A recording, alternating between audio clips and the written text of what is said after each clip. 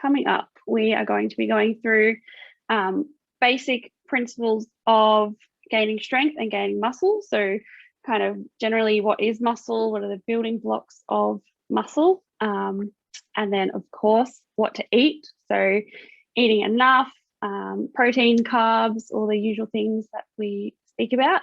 And then also, Sean is jumping in tonight with some wisdom, talking how to train and training strategies that will support your muscle growth as well, because it's all well and good nailing the training or nailing the nutrition side of things, but doing them together is where the magic happens, not just doing one or the other. So building muscle. First up, what is muscle? So it's one of the major tissues in your body, and it's what we call an active tissue. So muscle is constantly breaking down and rebuilding. So it's metabolically active, and that, of course, uses a lot of energy to continue to build strength and to sustain your body's overall muscle mass. So I guess that's where we talk about metabolism, and we encourage building muscle and building strength in terms of being able to eat more, and then also as kind of a strategy for weight loss as well, because that constant muscle regeneration does help to just maintain a stable, healthy body weight, and it does, require more calories and more energy to keep it alive. So why do we need muscle? Obviously for strength, if you want to lift heavier in the gym, you usually need more muscle. But apart from that, it's just also for support and movement as well. So carrying you through your daily tasks, holding up your skeleton, your bones. So we obviously need muscle just to generally move and do all the things that we want to do, and just to stay healthy. So why should you care about building muscle? As I kind of just touched on, it can decrease your risk of injury, and your risk, I guess, later on. It's not as relevant depending on the age group, but your risk of falls as well. Still, I don't know if you're all running around playing basketball or something, it can help to stabilize you and make sure you're not falling over. Aid in weight loss, as I touched on just then, and also just generally increasing your health and fitness overall. So the first kind of key nutrient when it comes to building muscle is just energy. Energy, kilojoules, calories, whatever you call it, same thing. So to build muscle, we need to be in a calorie surplus, or we need to be eating or consuming more energy than what our body just generally needs on a day-to-day basis. So you kind of have to be having more than you need so that your body has that excess amount of fuel that it can use to actually build and generate new muscle cells and more muscle growth. So eating more than you burn. Energy comes from all the foods that you eat. So if you kind of have been around gyms a bit, or if you I don't know, see all the bros on Instagram or whatever, doing their dirty bulk, some people, energy is found everywhere, and some people will bulk or grow muscle and, just eat Maccas all day or whatever, because they're just trying to get in a huge calorie surplus. But what we want to, I guess, focus on or reinforce is that the quality of your food still does matter, whether you're trying to maintain weight or if you are in that calorie surplus and you're trying to eat a bit more as well. Quality still matters. So trying to get quality proteins, meats, fish, chicken, eggs, that kind of thing. And of course, still getting your veggies in, getting good quality carbs. So we might look at lower fiber carbohydrates that are easier to digest, which I'll go into on the next slide. But yes, the quality of your food does matter. We still don't want to have a really high sugar, high saturated fat diet. We still want you to be healthy while you're trying to gain muscle as well. So it can be hard to eat enough. Sometimes, you know, if you were trying to gain muscle and you were eating just heaps of veggies and lentils and things like that, it can be hard to eat enough because of all the fiber. And sometimes it, you know, if you're trying to gain muscle really quickly, or you're trying to gain a lot of muscle, sometimes, you know, people can be eating 4, 5, 6 times a day. So it can be hard to eat enough, and that's where we focus on more energy dense foods. So that's foods that are a bit higher in fat, a bit lower in fiber. So things like, could be, for instance, choosing chicken thigh instead of chicken breast, or having salmon or tuna, like more of a fatty fish, or adding in, you know, lots of nut butters and avocados and olive oils and things that will give you a lot of extra energy, but not necessarily a lot more volume on your plate. So that's energy kind of summed up. The next one is, of course, protein. So protein is going to be an absolute key nutrient when it comes to building muscle. So proteins or amino acids are effectively what your muscle is built out of. So you really need to be making sure that you are eating enough and that you're meeting your protein requirements to not only sustain and maintain the muscle that you've already built, but then also build more on top of that. So try to focus on your daily protein intake overall. So what I mean by that is try to include some protein at each and every meal, rather than a lot of people fall into the trap of, you know, not really having any protein at breakfast, maybe a little bit at lunch, and then eating like half a plate of steak or a huge chicken breast or something at dinner. But try to get your protein in over the whole course of the day. The other point there to touch on is that some protein is used more easily by the body. It's what we call more bioavailable. So it's easier for the body to digest and actually use those amino acids to build muscle. So I didn't include it, but there's like a chart that tells you different percentages of different foods that the protein is absorbed, which I can share if anyone's interested. But mostly it's those animal proteins that are most easily used.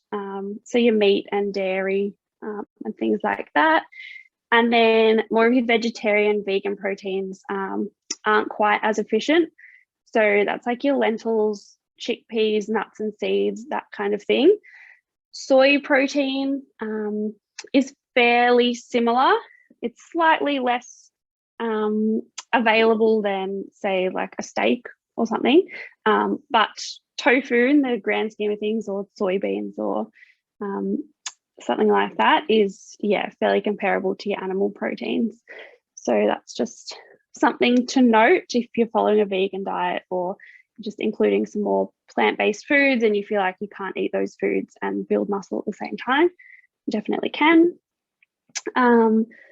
Leucine.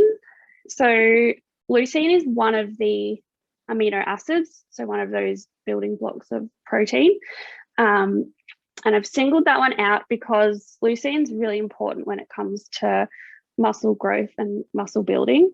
So we usually aim to have 2 to 3 grams of leucine per day. So that's just a specific amino acid that the research has just found to be really effective in supporting muscle growth. So I wouldn't get too caught up in it. If you're kind of meeting your protein target and your protein requirement, and you are including animal protein in your diet as well, you should pretty easily be able to get up around that 2 or 3 grams of leucine a day. So I wouldn't stress too much about that, or they do have it in supplement form and that kind of thing, but I wouldn't go out and buy a bag of it or anything. Just something to keep in mind. And then the amount of protein that you need as a general guide for muscle building is about 1.5 to 2 grams per kilogram of body weight per day. So if you're 70 kilos, you might need 140 grams of protein, but that can be, yeah, more or less depending on the person and your goals and activity levels and things like that. But yeah, as a bit of a general guide, they're kind of the numbers to keep in mind. So carbs now. So carbs are your body's main source of energy, the energy source that is preferred by your body. It's the easiest to use, easiest to break down. And this is what's really going to give you your fuel for your workouts. So you really want to make sure that along with your protein, you're getting enough carbohydrate as well, because if you don't have that energy to actually perform at your best and train and, you know, rock up to the gym and lift your heavy weights, then your muscles probably aren't going to grow anyway. So definitely make sure you're including carbs and giving your body enough energy.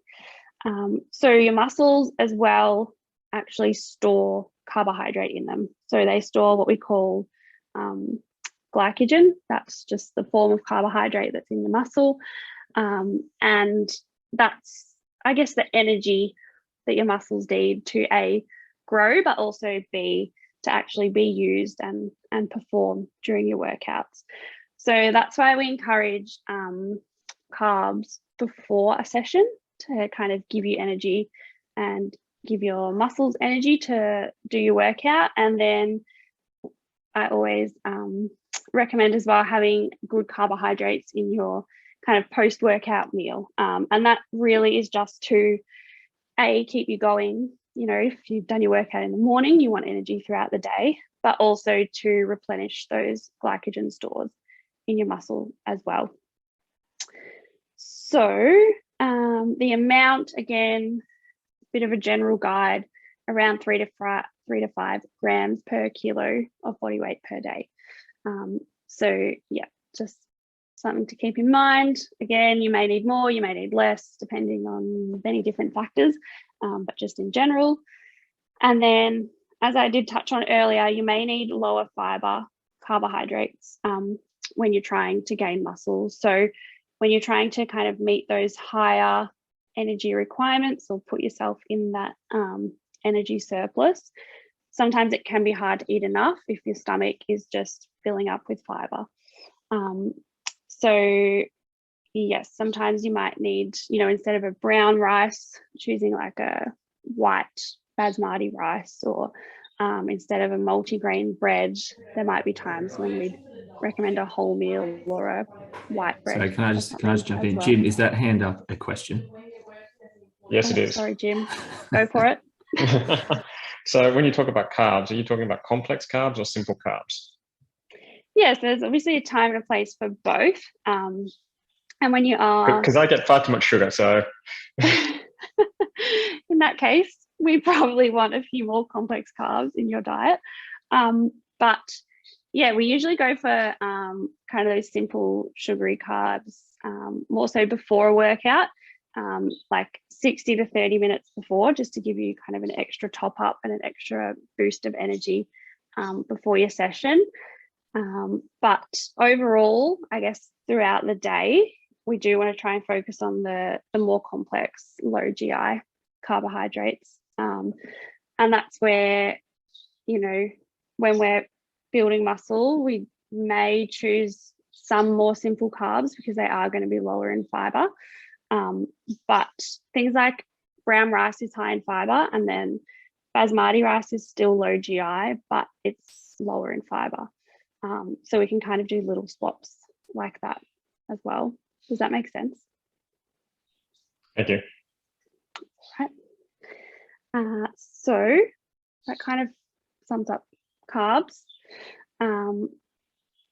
So moving on to supplements, or kind of the general guide to training and building muscle. There's what we call a cupcake model. So it's all about kind of focusing on nailing the basics first. So making a good cake. So having good nutrition, you know, getting the right amount of protein and carbohydrates and energy, and just making sure that you're fueling your body, you're eating enough protein, you're training really well, you're training consistently. So we really want to kind of nail that base first. And if that takes a few weeks, a few months, couple of years, so be it. Kind of slow and steady, try to ingrain those habits and really kind of set the foundations for yourself. Then the icing, so I guess we're kind of looking for those 1%ers when we're getting close, or you've kind of established your muscle mass in your training routine, and then we kind of just want to add a little extra edge on top. So that can be your meal timing. So that's when we might look at having those simple kind of sugary carbs half an hour or so before your sessions, and making sure that you're eating within kind of 1 or 2 hours after your session, and kind of really looking at those finer details. And then with the icing as well comes protein quality. So what I touched on before too, focusing on what types of protein you're having and how easy they are for your body to digest, and how much you're getting at each meal and things like that as well. But yeah, to start with, we would just focus on, just eating some protein at each meal and not necessarily worrying about how much or the actual quality or availability of the amino acids in that protein food. And then the cherry on top is your supplements as well, which I will get into now. So supplements are really that kind of final thing that we would look at. So there's no point kind of going out and spending all this money on supplements and buying powders and pills and things if you're not nailing your basic nutrition and training. So focus on the foundations first. Once you're doing everything right and you're doing everything consistently, then we might look at supplements as well. So protein powder, spoken about it a few times, and a lot of you probably know about protein powders. So it can be helpful as a protein source if you're not getting enough from your diet. And where we might look really at using a protein powder quite early on would be if you're following more of a vegan plant-based diet, just because it can be harder, not impossible, but harder to eat the amounts of protein that you would probably need to build muscle. So yeah, it's not essential. If you want a protein powder, it can be a good addition to your diet, especially sometimes if you're lacking protein in your breakfast, or if you're having smoothies or something and you don't want to add milk and yogurt, you want to use a powder instead, that's fine. That's where, yeah, they can kind of help out. So I guess the key thing is to make sure that your protein contains all the essential amino acids. So there's 20 amino acids, 9 of them are essential, which means you have to consume them in your diet, and the rest of them your body can kind of make itself. So you want to make sure your protein powder contains all the essential amino acids, which your animal-based kind of whey protein will, and then your soy protein will as well. But sometimes the kind of pea, rice, fava bean protein blends on their own, they don't contain all the essential ones, which is why I often blend them together. But just something to keep in mind, if you're buying a powder, just have a skim of the panel on the back. I'm sure it'll mark it and promote to you that it contains all the essential ones anyway, but just something to check. And then, yeah, your types of protein, your most common are either your whey protein, so that might be isolate or concentrate, casein, which is a bit of a slower release protein, but still an animal-based protein, and then your vegan proteins as well. Next one is creatine. So creatine is really one of kind of the only really well-researched supplements, just at like a general population and an athlete level as well. So yeah, if you're kind of getting pretty serious about your training and your muscle building, this is a supplement that we may look into. So pretty much creatine can aid your muscle growth and your performance. So how it does that is that it reduces fatigue. So pretty much the energy that your muscles produce, or the energy that your muscles need to work out and be used, is called ATP. And simply, I don't know how simply I can explain it, but you have ATP, you use it during your workout. If you do 6 reps of your deadlift or whatever, that all that energy is coming from ATP, and then that's kind of died off, it's been used. You don't get more from your food or anything like that. Your body has to regenerate it, so it's constantly being reused and recycled, and it needs creatine to kind of do that recycling. So the more creatine you have, the more efficiently your body can reproduce that ATP or that muscle energy, and then you might be able to get like 2 extra reps out, or be able to train for an extra 10 minutes or something. So it's not going to make huge amounts of difference, especially at the start if you're just kind of starting out, but yeah, as we get to more of those really specific kind of performance goals, it can be quite helpful as well. So good supplement to keep in mind and consider, but as I always say with supplements, it's definitely not essential, and this is really one of those kind of cherry on top added extras. Pre-workout, another pretty common supplement. Honestly, I wouldn't bother. I would just save your money. You're better off having some piece of white bread with honey and a coffee. So just a whack of sugary carbs and some caffeine as well. Pretty much your pre-workout, its main aim is just to reduce fatigue, which caffeine will do for you, and it's probably a lot cheaper to have a shot of coffee than go out and buy, I don't know, a weird pre-workout powder. So usually the main ingredient anyway is caffeine, or it's something similar, some sort of green tea extract or something, and then they just add in a few extra ingredients that can kind of give you that tingling feeling. They can expand your blood vessels a little bit and make you look like your muscles have a bit of a pump, which, again, some of the bros in the gym might want that extra edge, but I think down here at Kinetic, we're not having any sort of pump competitions. So you're probably fine with just long black or a latte or whatever. And yeah, a couple of jelly snakes. And then there's heaps. I could go on all day about supplements.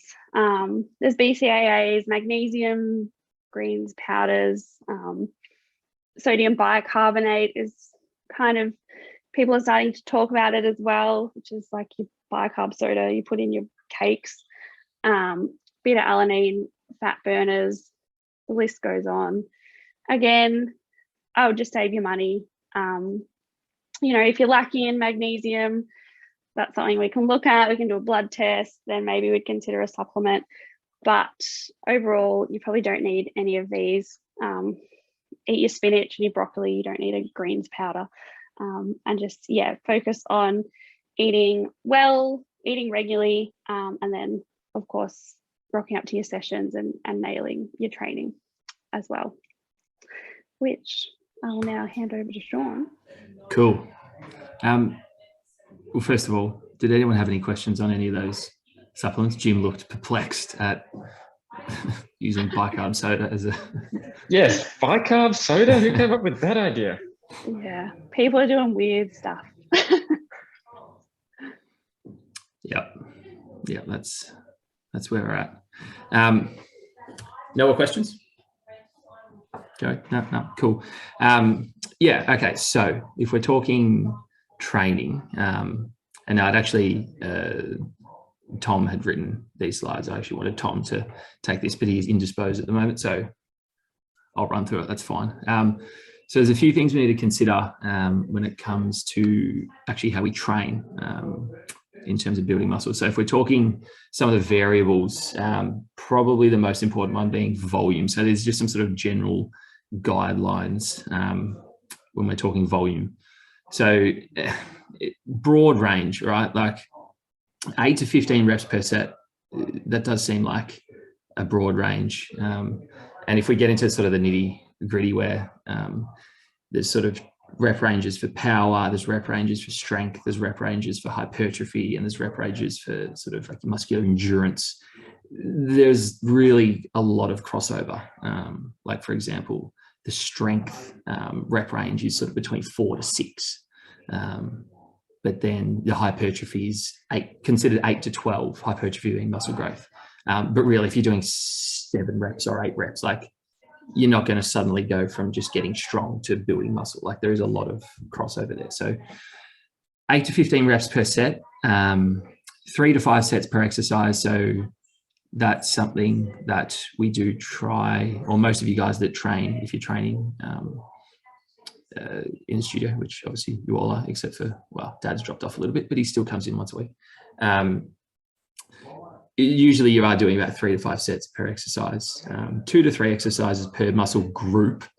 So you will note that our sessions are kind of sort of done it. Well, obviously you got upper body, lower body, but then sort of within that, you've got like all your pushing muscles. So like, to keep it simple, like chest, tricep, pulling would be like back, bicep.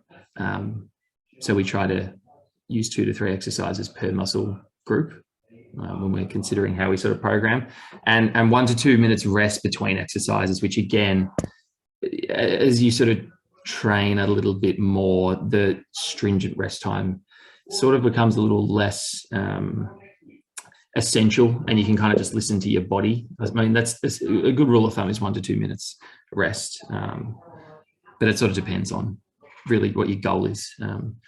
And if we're talking training to failure, you want to train in close proximity to failure, but not really to failure. And this is probably a whole nother discussion, but you want to, generally, you want to leave like a few reps in the tank.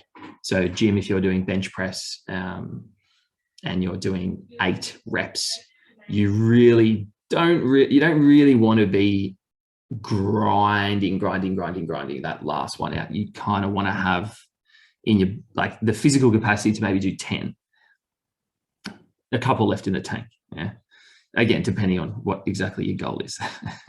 Or if you gym, you just go to failure every time.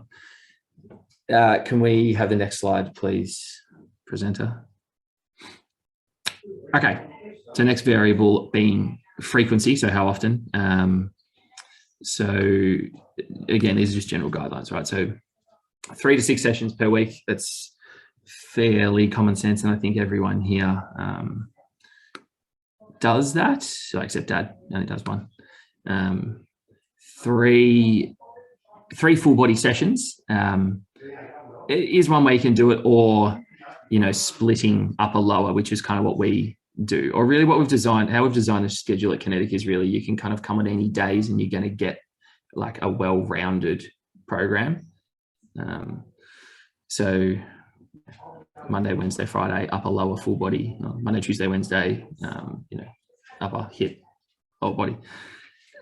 Consistency is key, and you've probably heard us harping on about that since the dawn of time, and that's really because that is the secret sauce. Like, everyone's always looking for the magic bullet when it comes to training, muscle building, fat loss, everything, and that is it. Consistency. Can you all hear that in the background? Yep. All right, one moment.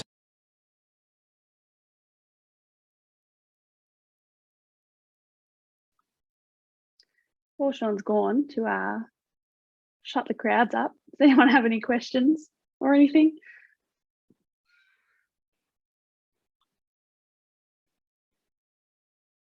No. Apologies. Oh, he's back. Here we go. We'll just try and block the vacuum.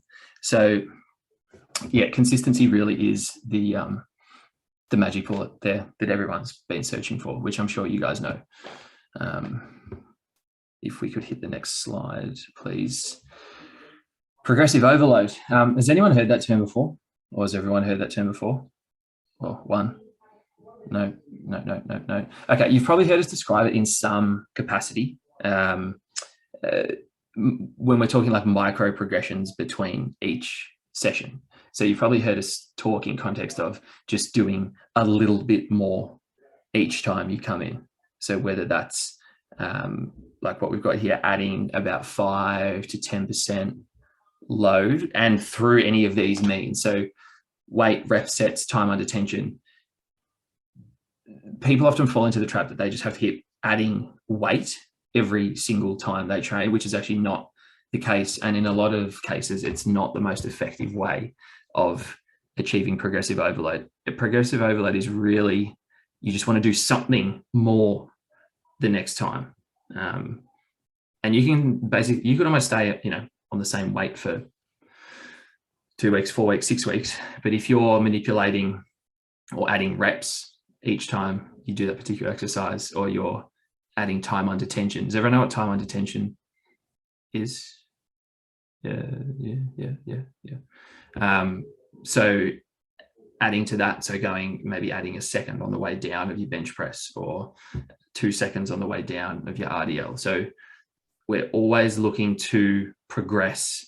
And we've got down here updating programs every 6 to 12 weeks, which is important for kind of like variety, and just not to go stagnant. But this is probably the biggest thing in terms of building muscle, is progressive overload. Because if you're just coasting along, just kind of going through the motions, spinning the wheels, not really tracking your weights, not really knowing what you're doing, and just doing something that you think you might have done last week, and not really training with any intent, that's when you're not really going to see the results. You're going to be like, oh, I was about to swear, but oh shit, why am I turning up 3 times a week? I swore less. 3 times a week. And I've been doing this for 3 months and I haven't seen any real result. Like, ask yourself, am I actually like adhering to that progressive overload? Am I actually, adding those micro progressions each session? Does anyone have any questions on that?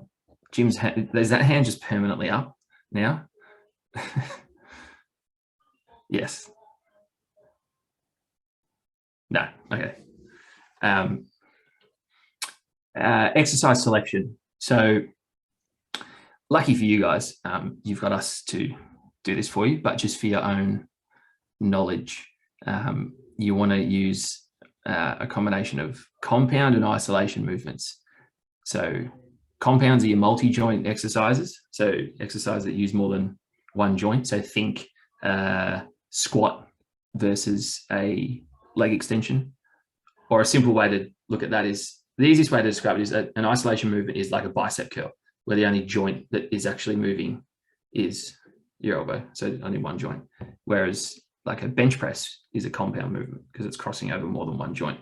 So always begin with the big compounds first. And I'm sure you guys have heard us talk about this before. And you want to finish with your isolation movements, because the big compounds are where you're going to get the most bang for your buck. So you don't want to start with, a bloody arm, bicep, tricep superset, and then go into your bench press, because you're not going to get the sort of quality of that lift when you're bench pressing. Leave your ego at the door. As Alexander touched on before with the bros in the gym, you don't want to be a bro in the gym. You want to check the ego. I'm mainly referring to the men amongst us.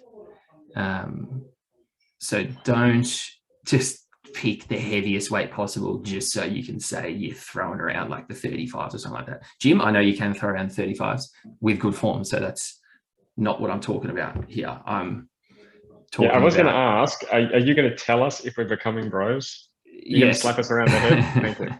I will. I will. There'll be no bros on our watch. But no, seriously, you gotta always bring yourself back to like, what's the goal? Why am I training? Like, you all want to build muscle, that's why you're here. So it makes sense to leave your ego at the door and pick a weight that you can control and actually execute that movement effectively and get full range of motion. Again, classic example, the bros in the gym picking up the really heavy dumbbells and trying to curl, and it really just kind of looks like they're just swaying their whole body around and nothing is actually happening at the elbow. I'm sure everyone's fairly familiar with that. Whereas what you want to do is check your ego and drop the weight so you can actually get that full extension. So that's kind of what we're talking about when we say leave your ego at the door. Warm-ups, again, directed to almost exclusively the middle-aged men. It is essential. You need to warm up. I can't stress that enough. You need to warm up. Why? Activate the appropriate muscle groups. You want to prime those movement patterns to improve technique under heavy load and to reduce the risk of injury in the gym. As a general rule, if your warm-up set or your warm-up weight is also your working weight, there's something that's not right. Either you're really not pushing anywhere near your max, or you're not warming up. You're just going straight into your working weight. So I know some people might think it's, it's a waste of time, but I can lift X amount. Why am I lifting X amount? You will actually prime like both your muscles and your nervous system to actually lift more effectively and more efficiently if you do warm-up sets. Like I'm sure everyone has probably, well, I shouldn't assume, but if you get to your working weight and you haven't really warmed up properly, the first set feels usually pretty horrendous, like feels like a real grind. The second set might feel a little better. And then by the time you get to maybe your third and final set, that's when it actually feels good. So your last set feels the best because you haven't warmed up properly. And it's only when you've got to the end of that third working set that you actually feel warm. Does that kind of make sense? You really do need to work up to that weight so you can lift it more effectively, not just look at the bench press, see whatever weight's on it, and just go and lift it, as I've seen happen. Not any of those among us, though. Next one, please, presenter. So, in summary, building. So, hang on, this is your summary. I can do it if you like, but you make a summary as well. The nutrition summary is building muscle has a whole range of positive benefits, as we spoke about. Feeling stronger, helping you to not fall over, live a long, happy, healthy life, all those good things. Key nutrients are your protein, your carbohydrates, and then your kind of overall energy intake as well. And keeping in mind that kind of cupcake model, focus on nailing the basics first. So if you want to start going to the gym, building muscle, don't go to bulk nutrients or I don't know, wherever you go to get your supplements. Don't go there first. Don't buy your BCAAs and sip on those throughout your workout. Be consistent in the gym. Be consistent with your diet and your eating. Eat your protein foods, eat your carbohydrate foods, and then ideally come and chat to me about what supplements you might need, but then consider your supplements kind of second or even third sometimes as well. I think that's it.